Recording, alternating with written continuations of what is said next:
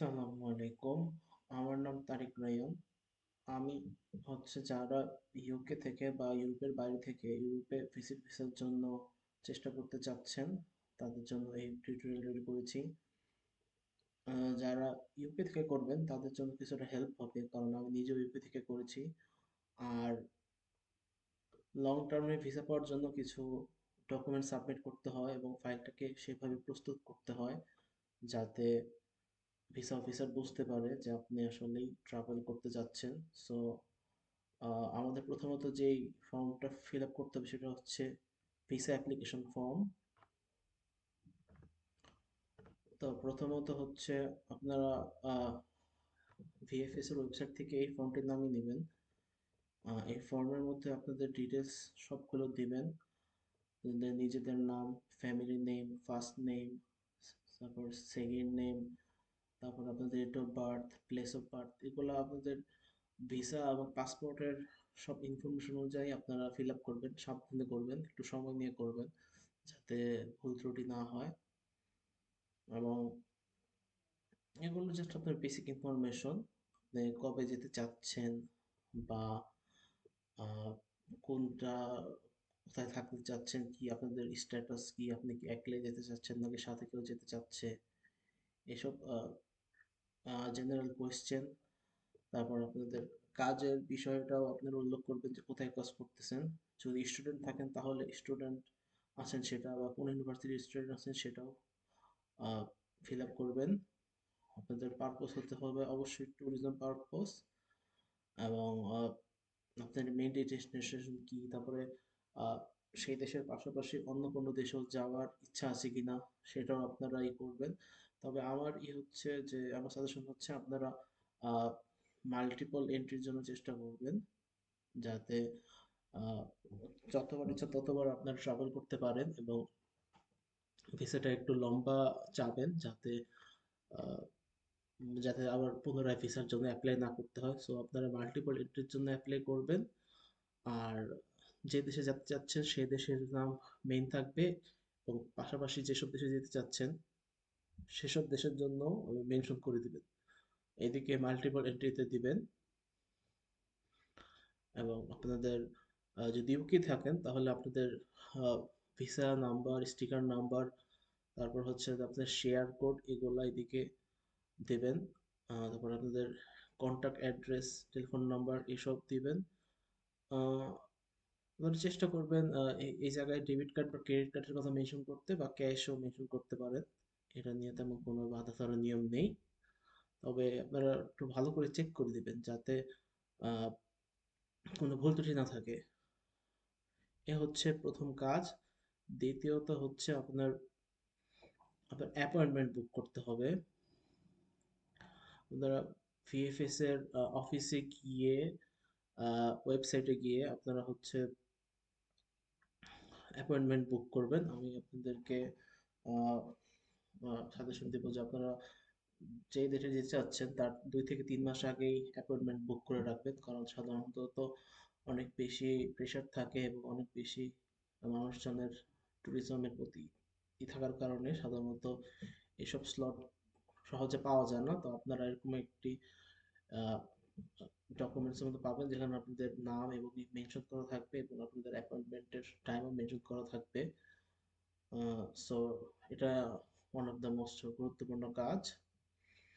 তারপরে আপনারা আপনাদের চেক লিস্ট দেখতে পারেন। চেক লিস্টে সবগুলো ডকুমেন্ট ট্রাই করবেন ফিল আপ করার, যাতে ভিসা রিফিউজ হওয়ার সম্ভাবনা না থাকে। আপনারা পাসপোর্ট এবং রেসিডেন্সি পারমিট থাকা লাগবে। তারপরে অ্যাপ্লিকেশন ফর্মের কথা বলা হয়েছে, সাথে আপনাদের ফটোগ্রাফি লাগবে। আপনারা 4 কপি হোয়াইট ব্যাকগ্রাউন্ডের ছবি নিয়ে নেবেন, এম্বাসির রুলস অনুযায়ী তাদের ওয়েবসাইট থেকে পড়ে নেবেন। তারপরে আপনাদের, যদি আপনার স্টুডেন্ট থাকেন, স্টুডেন্টের জন্য আপনাদের ভার্সিটি থেকে স্টুডেন্ট লেটার লাগবে যে আপনি তাদের ওদিকে আহ, এখনো অধ্যয়নরত আছেন। আর যদি হলিডেতে যান তাহলে হলিডে লেটার প্রোভাইড করবেন। আর যদি তারা জব করেন তাহলে জব থেকে আপনাদের এমপ্লয়ি কন্টিনিউশন লেটার লাগবে যে আপনি তাদের কাছে কাজ করছেন। তারপরে হচ্ছে আপনাদের ব্যাংক স্টেটমেন্ট শো করতে হবে। আমার সাজেশন হচ্ছে আপনারা যদি ইউকে থেকে অ্যাপ্লাই করেন তাহলে মিনিমাম 3,000 পাউন্ড রাখার চেষ্টা করবেন, এবং যত বেশি রাখা যায়। তবে আপনারা কারো থেকে লোন নিয়ে ব্যাংক স্টেটমেন্ট কিছুটা বাড়ায় দেখার চেষ্টা করবেন না, কারণ ওরা এটা বুঝতে পারে এবং এতে একটা ডাউটের সৃষ্টি হয় যে আসলে সোর্স অফ ফান্ডটা কি জেনুইন কিনা। চেষ্টা করবেন যে নর্মালি যেরকম দেখাইতে। আমার ক্ষেত্রে যেরকম হয়েছিল, আমি প্রথমত 6,000 টাকা দেখেছিলাম, তারপরে কিছু টাকা খরচ করার পরে 5,000 টাকা হয়ে গিয়েছিল। আমি জাস্ট 3 মাসে আমার স্যালারি ঢুকেছে বা এইসব শো করলে হয়ে যায় আসলে। তো এটা নিয়ে কোনো সমস্যা নেই, কিন্তু চেষ্টা করবেন জেনুইন দেখানোর, বা কারো থেকে লোন নিয়ে দেখানোর চেষ্টা করবেন না। তারপরে হচ্ছে টিকেটস অবশ্যই বুক করবেন। আমি যেহেতু চেক রিপাবলিকের ভিসা নিয়েছিলাম, ওদের টিকিটসের ব্যাপারে ওরা বলা হয়েছিল যাতে আমি এয়ারলাইন্সের অরিজিনাল ওয়েবসাইট থেকে টিকিট বুক করি। আপনারা এম্বাসি রিকোয়ারমেন্ট অনুযায়ী চেষ্টা করবেন যে টিকিট বুক করার জন্য। সাধারণত আমি Booking.com বা Trip.com থেকে করে থাকি, কিন্তু চেক রিপাবলিকের জন্য আমার করা লাগছে হচ্ছে উইজ এয়ারওয়েজের ওই ডাইরেক্ট ওই এয়ারলাইন্সের ওয়েবসাইট থেকে আমি বুক করেছিলাম। অ্যাকোমোডেশনের জন্য হচ্ছে আপনারা হোটেল বুক করবেন, কয়দিন থাকতে চান, কয়জন পার্সন যেতে চাচ্ছেন, সেসব বিষয়ে আহ, এটা সিম্পল বিষয়। আপনারা যে কদিন থেকে থাকতে চাচ্ছেন জাস্ট হোটেল বুক করে সেই ডেট থেকে সেই ডেটে বুকিং করে রাখবেন। আর তারপর হচ্ছে আপনার একটা ট্রাভেল ইন্স্যুরেন্স করতে হবে।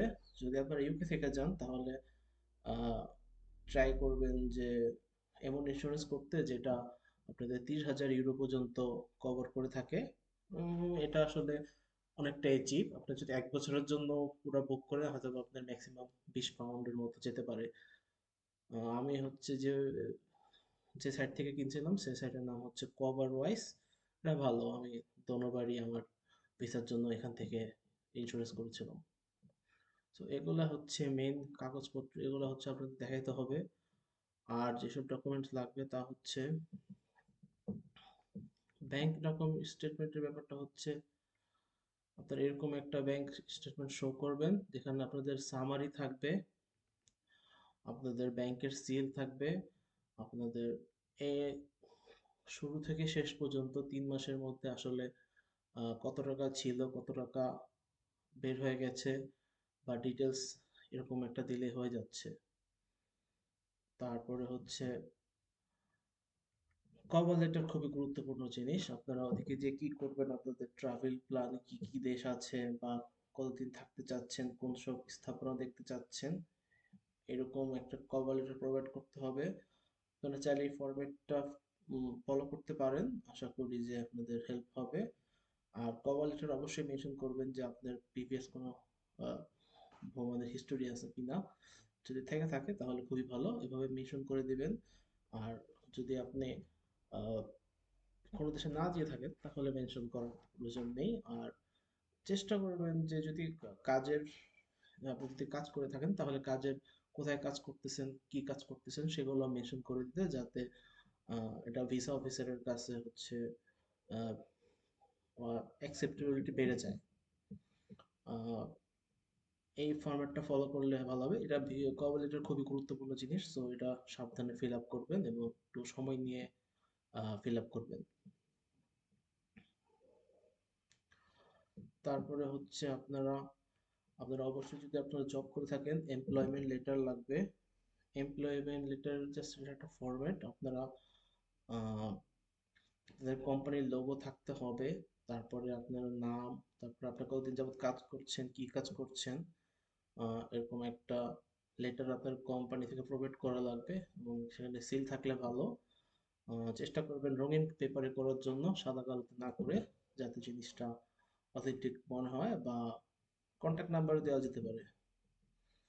তারপরে হচ্ছে হোটেল বুকিং দিয়ে হোটেল বুকিং এর রিসিপ্ট অবশ্যই দিতে হবে যে আপনি কোন হোটেল বুক করেছেন, কয়দিন থাকবেন, এবং আহ, কোথায় কোথায় করবেন। আপনারা চেষ্টা করবেন রিফান্ডেবল টিকিট বুকিং দেওয়ার জন্য, কারণ যদি কোনো কারণবশত ভিসা নিয়ে কোনো জটিলতা হয় তাহলে আপনার টাকা আপনি কিছু টাকা তারা হয়তো কেটে রাখবে, কিন্তু বেশিরভাগ টাকাই তারা ফেরত দিয়ে দিবে। চেষ্টা করবেন Booking.com বা Trip.com বা অথেন্টিক সাইটগুলো থেকে হোটেল বুকিং দেওয়ার জন্য। এ হচ্ছে আমার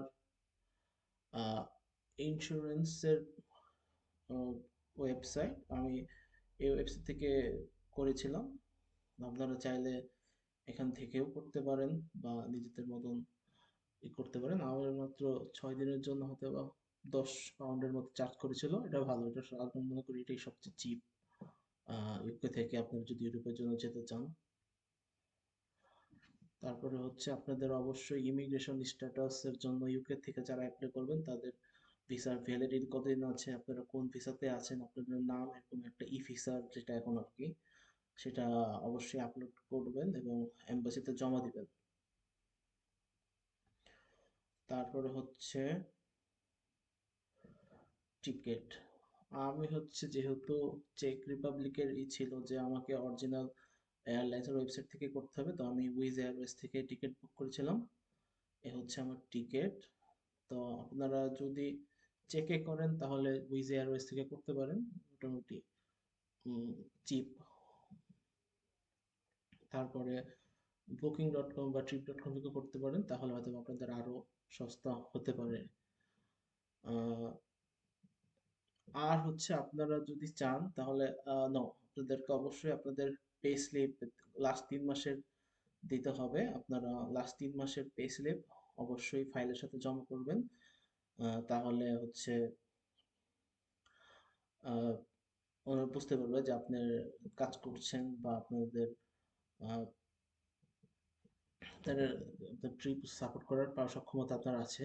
সো আপনারা যদি কোনো কিছু বুঝতে অসুবিধা হয় তাহলে কমেন্ট করবেন, আমি সলভ করার চেষ্টা করব।